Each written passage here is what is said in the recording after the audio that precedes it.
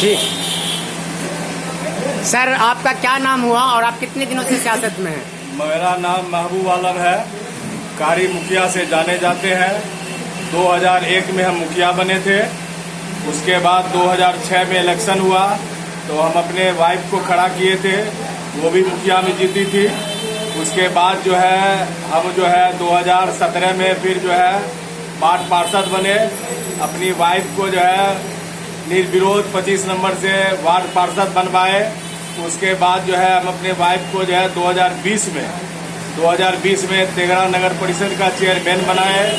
उसके बाद जो है सरकार के द्वारा जो है 2022 में तेघड़ा नगर परिषद का उत्क्रमित हो गया और हम लोग का पावर जो है डिजल्व कर दिया गया। और 2020 और 2021 में जो है हम लोग जो है कोरोना के कारण जो है बिहार सरकार ने सारे चीज पर प्रतिबंध लगा दिए थे। तो आप कितने पढ़े लिखे हैं और कब से सियासत में हैं? हम तो नॉन मैट्रिक है, पढ़े लिखे बहुत कम है, लेकिन गरीब का बच्चा है, गरीब का दुख दर्द जानते हैं। हम भी खपड़ा के मकान में रहे थे, इसलिए खपड़े वाले का दुख दर्द जानते हैं क्या होता है। तो आपकी पर्सनालिटी तो ऐसी है जैसे लगते हैं कोई दरोगा हो, कोई पुलिस ऑफिसर हो, कोई आर्मी का लोग हो। ये तो ऊपर वाले का देन है, ये अपने हाथ में किसी के बस की बात नहीं है। पढ़े लिखे आप कम जरूर हैं, लेकिन सियासत की दुनिया में आप बहुत मजे हुए आदमी नजर आ रहे हैं। अच्छे लोगों का संगत है, इसलिए थोड़ा सा अच्छे लोगों के साथ रहिएगा तो आप में अच्छाई आएगा। खराब लोगों के साथ रहिएगा तो आप में खराबी आएगा। आपकी पत्नी डेट कर गई है, मुझे भी पता चला। यहाँ आने के बाद मुझे भी अफसोस है। अल्लाह उसको कब्र के अजाब से बचाए और जन्नत में अच्छा मकाम अता फरमाए। तो हर एक को मरना है, मरने से पहले आप कौन कौन काम करना चाहते हैं? नहीं, मेरा तो कहना एक है, जो सबसे पहले बिहार में या बेगूसराय में स्वास्थ्य विभाग का बहुत बड़ा लापरवाही है। मेरी वाइफ का जो इंतकाल हुआ है वो डॉक्टर के लापरवाही से हुआ है। क्या इसमें कोई साजिश रची गई किसी नेता तो के द्वारा? नहीं कह सकते हैं, लेकिन एक इंजेक्शन देने के बाद मेरी वाइफ मर गई। डॉक्टर दिनेश सिंह डॉक्टर थे, डॉक्टर बेगूसराय में रखे हुए थे, लेकिन उसका कंपाउंडर एक इंजेक्शन देने के बाद ही मेरी पत्नी मर गई। तो पत्नी का पोस्टमार्टम क्यों नहीं करवाए? इसलिए नहीं करवाए, जो पोस्टमार्टम होने के बाद जो है पोस्टमार्टम का भी कोई बेगूसराय में व्यवस्था सही नहीं है। हम जांच से मुस्लिम आते थे, इसलिए सोचे जो उसका थोड़ा सा ज्यादा मतलब ये हो जाएगा, इसलिए हम जो है से उसका पोस्टमार्टम नहीं करवाए।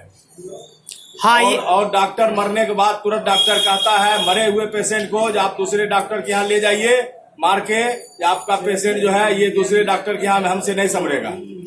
बहरहाल सीएम नीतीश कुमार को जो अभी 8वीं बार जो है बिहार का सीएम बने हैं, इनको खुद चाहिए कि हर जिले के जो भी सरकारी हॉस्पिटल है या जो भी प्राइवेट हॉस्पिटल है, अगर इस तरह का कहीं भी कोई घटना हो रही है तो उस पर जो है कार्रवाई करे और जांच करे। और डॉक्टर को भी ऐसा नहीं करना चाहिए, कंपाउंडर को भी अपने मान सम्मान का ख्याल रखना चाहिए। कोई भी पेशेंट डॉक्टर कंपाउंडर के पास इसलिए जाता है कि हमारी जान बच जाए, और वहीं अगर जहर की सुई देकर मारा जाए तो ये दुर्भाग्य की बात है, अफसोस की बात है।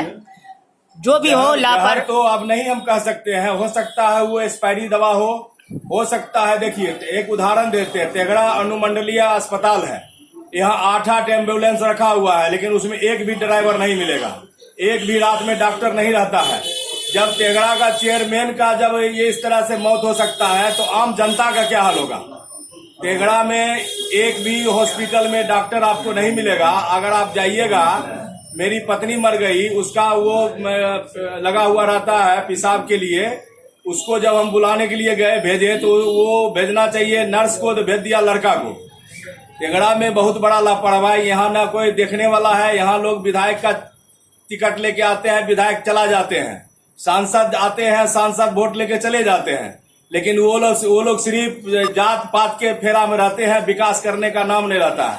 तो ये बताइए, आप चेयरमैन रह चुके हैं, तो अगली बार जो आपकी जो अभी जो बहू जो है उप चेयरमैन की चुनाव लड़ रही है, ये चुनाव अगर जीत जाइएगा तो क्या हेल्थ सेंटर सही होगा तेघड़ा का? इस बार तो मेरा संकल्प है, जो सबसे पहले हम स्वास्थ्य विभाग को ठीक करेंगे और जो कमियां हैं उस पर ज्यादा हम ध्यान देंगे। अगर नहीं देंगे तो इस बार मेरा लास्ट चुनाव होगा और जनता के बीच में जाएंगे। यहाँ हम जो है हर जात हर धर्म के लोगों को मान सम्मान दिया है, कोई जातिवाद नहीं करते हैं और गरीब गुरबा के जो है देखने में हम लोग ज्यादा तो विश्वास आपको करते हैं। कौन कौन लोग वोट करते हैं, किसके वोट से आप जीतते हैं? हम लोग सभी जाति से आते हैं, सभी जाति के लोग वोट करते हैं। उसका उदाहरण एक देते हैं, जब हम अपने वाइफ को बनाए थे वार्ड पार्षद, वहाँ एक भी दूसरे जाति के लोग नहीं थे। हम मुस्लिम जाति से आते हैं और वहाँ सारे भूमिहार जाति के लोग आते हैं और वो भूमिहार जाति के लोग जो है हमको वहाँ से हमारी वाइफ को जो है वार्ड पार्षद चुनी थी और निर्विरोध बनाई थी।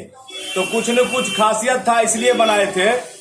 फिलहाल अभी आपका मुस्लिम समाज आपसे नाराज है, उसको कैसे मनाइए? नहीं, हमसे कोई जाति नाराज नहीं है। नाराज नहीं है? नहीं। अगर कोई नाराज होगा तो उसको आप कैसे कोई मनाएंगे? नाराज नहीं है ना। हम सबका साथ सबका विकास जो है हम लोग करने में विश्वास करते हैं। चलिए, बहुत बहुत शुक्रिया कारी साहब, कारी मुखिया साहब। और जो है आपका नाम महबूब आलम है, आप सबका महबूब बनिए और जब तक जिंदा रहिए समाज सेवा, राष्ट्र सेवा और मानव सेवा करते रहिए। धन्यवाद। बहुत बहुत शुक्रिया। जनता हमदर्द न्यूज के साथ अब जुड़े। तो अभी आप देख रहे थे कि चेयरमैन और उप चेयरमैन के कैंडिडेट के घर वालों से मैं बात कर रहा था। ये तेघरा है और तेघरा मैं 25-30 साल से आ रहा हूँ और मैं अच्छी तरह से तेघरा को जानता हूँ। लेकिन तेघरा की सियासत क्या है, तेघरा के